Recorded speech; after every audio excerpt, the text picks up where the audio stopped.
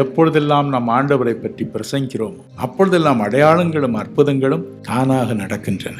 ஏனென்றால் எப்பொழுதெல்லாம் நாம் இந்த ரட்சிப்பின் செய்தியை சொல்கிறோமோ அப்பொழுதெல்லாம் தேவன் வந்து அற்புதங்களை செய்வார் என்று இந்த வசனம் சொல்கிறது. இயேசு கிறிஸ்துவின் ரத்தம் சகல பாவங்களை நீக்கி நம்மை சுத்திகரிக்கும். இதுதான் சுவிசேஷம், இதுதான் நற்செய்தி. எவ்வளவு பெரிய பாவியா இருந்தால், எவ்வளவு மூட்டையாய் பாவங்கள் உன் வாழ்க்கையில் இருந்தாலும் ஒரே ஒரு சொட்டு ரத்தம் பாவிகளை ரட்சிக்க கிறிஸ்து இயேசு உலகத்திற்கு வந்தார். அப்படி இல்லை என்றால் நீங்களும் நானும் இன்று தேவனுடைய ஆலயத்தில் இருப்போமா? ஆகவேதான் ரட்சிப்பை பற்றி பிரசங்கிக்கும் பொழுதெல்லாம் இன்றும் உயிரோடு இருக்கும் இயேசு வருகிறார், அற்புதங்களை அடையாளங்களை செய்கிறார். எதற்காக? பெரிய பிரசங்கியார் பேசுகிறார், அற்புதங்களை செய்ய வேண்டும் என்பதற்காக. இந்த பிரசங்கியார் பேசும் செய்தி பெரியது. ஆகவே இன்றைக்கு அவர் புறப்பட்டு வருகிறார். எப்பொழுதெல்லாம் நாம் ஜெபிக்கிறோமோ அப்பொழுதெல்லாம் தேவனுடைய வசனத்தை உறுதிப்படுத்த அவர் புறப்பட்டு வருகிறார். பிரசங்க நேரத்தில் எப்பொழுதெல்லாம் நாம் ஆண்டவரை பற்றி பிரசங்கிக்கிறோமோ அப்பொழுதெல்லாம் அடையாளங்களும் அற்புதங்களும் தானாக நடக்கின்றன.